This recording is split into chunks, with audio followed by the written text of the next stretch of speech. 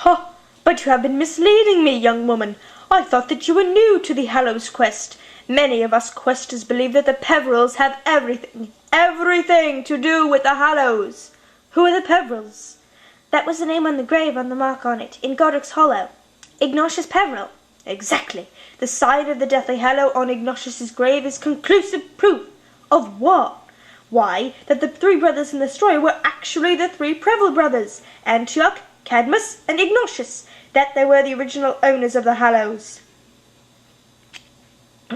You will stay for dinner?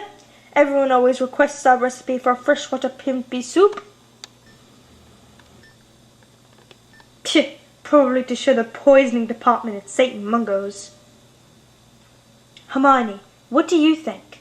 Oh, Harry, it's a pile of utter rubbish. This can't be what the sign really means. This must be its weird take on it. What a waste of time. I suppose this is the man who brought the crumple-horn snot snacks. You don't believe it either, Ron? Nah, that story's just one of those old things you tell kids to teach them lessons, isn't it? Don't go looking for trouble, don't pick fights, don't go messing around with stuff that's best left alone. Just keep your head on, mind your own business, and you'll be okay. Come to think of it, maybe that story is why Elder Wand's supposed to be unlucky. What are you talking about? One of those superstitions, isn't it? May witch-borns will marry muggles, jinx by twilight, undone by midnight, wand of elder, never prosper. You must have heard 'em, and Mum's full of 'em. Harry and I were raised by muggles. We were taught different superstitions. I think you're right. It's just a morally tale. It's obvious which gift is best, and which one you choose. Yeah. The cloak, the wand, the stone. What? You're supposed to say the cloak. You're supposed to say the cloak, but you wouldn't need to be invisible if you had the wand. An unbeatable wand, Hermione? Come on. Well, we've already got an invisibility cloak, and it's helped us a rather lot, in case you haven't noticed, whereas the wand would be bound to attract trouble, only if you shouted about it. If you were proud enough to go dancing around, waving it over your head and singing, I've got an unbeatable wand, come and have a go if you don't think you're hard enough. As long as you kept your trap shut. But how could you keep your trap shut? You know, the only true thing he said to us was that there have been stories about powerful wands through hundreds of years. There have. The Death Stick, the Wand of Destiny, they crop under different names throughout the centuries, usually in the possession of some dark wizard who's boasting about them. Professor Binns mentioned some of them, but... Oh, it's all nonsense. Wands are only powerful as the wizards who use them. Some wizards just like to boast that theirs is bigger and better than other people's.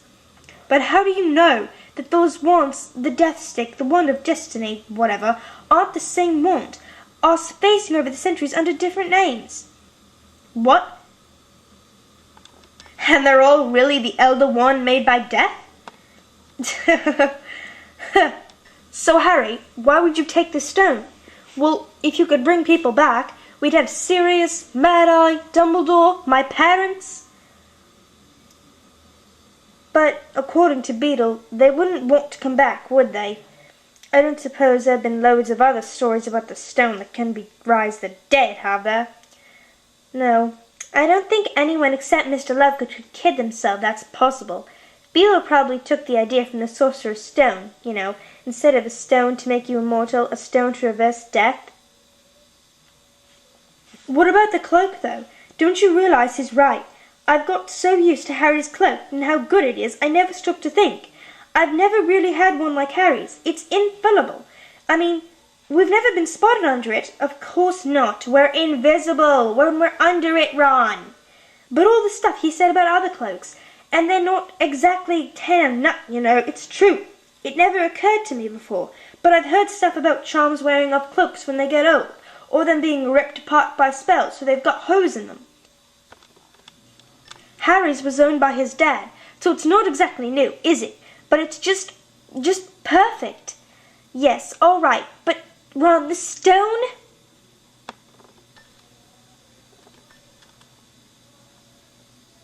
Harry, what are you doing? Just climbing the stairs. I don't think you should look around when he's not here. I'm in Luna's bedroom. Wow. What? She's covered her room with faces of us, Ginny and Neville. And they're, golden chains that spell friends around them. That's weird. There's dust everywhere. There's no clothes in the wardrobe, and the door's ajar. The bed has cold, unfriendly look, as though it hadn't been slept in for weeks. And there's a cobweb in the window. What do you mean, Harry? Mr. Lovegood! Mr. Lovegood! Where's Luna? Excuse me? Where's Luna? I've already told you. She's down at Bottom Bridge, fishing for plimpies. So why have you only laid that tray for 4?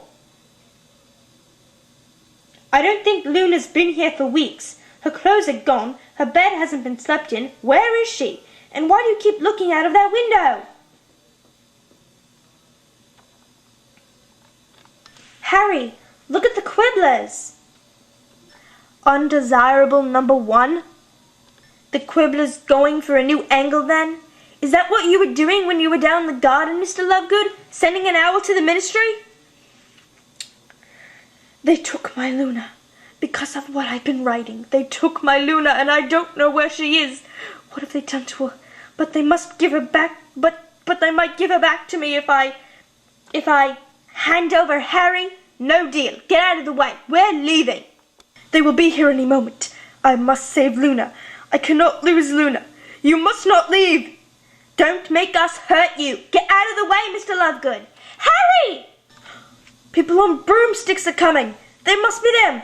Ugh!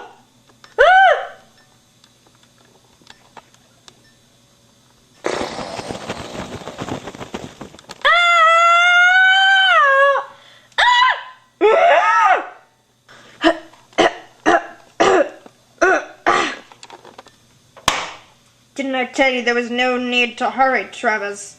Didn't I tell you this nutter was just having a revel as usual? No, upstairs. Potter, I told you last week, Lovegood, we aren't coming back for anything less than some solid information. Remember last week when you wanted to swap your daughter for that stupid bleeding headdress? And the week before? And the week before? And the week before? And the week before? When you thought we'd give her back if you offered us some proof here. Headed. Snort, schnaps. No, I beg you. It's really Potter, really. And now it turns out you only called us here to try and blow us up. The place looks like it's about to fall in, Solon. The stairs are completely blocked. Could try clearing it. Might bring the place down. You filthy piece of filth. You've never seen Potter in your life, have you? Thought you'd get us here to kill you, did you? And you think you'll get your girl back like this? I swear, Potter's upstairs. Humonium Revelio. There's somebody up there, all right, Solon. It's Potter, I tell you. It's Potter. Please give me Luna. Just let me have Luna. You can have your little girl, Lovegood, if you get up those stairs and bring me down Potter. But if this is a plot, if this is a trick, if you've got an accomplice waiting up there to ambush us, we'll see we can spare a bit of your daughter for you to bury.